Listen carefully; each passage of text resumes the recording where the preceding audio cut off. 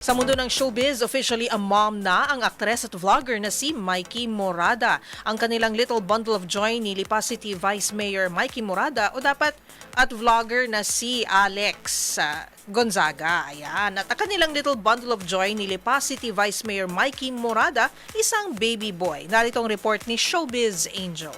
Isinilang na ni Alex Gonzaga ang kanilang first baby ni Lipa City Vice Mayor Mikey Morada. Sa ulat ni Showbiz Talk Ganun host Gorgie Rula sa Pep.ph, kinumpirma mismo ni Mami Penti ina ni Alex na nanganak na ang actress-vlogger ng isang baby boy.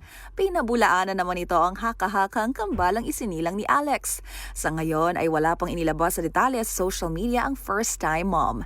Ngunit batay sa huli nitong post ang Martes, kalakip ang ilang photos mula sa isang maternity shoot, nakasaad sa caption na mamimiss niya raw ito sa loob ng kanyang tummy.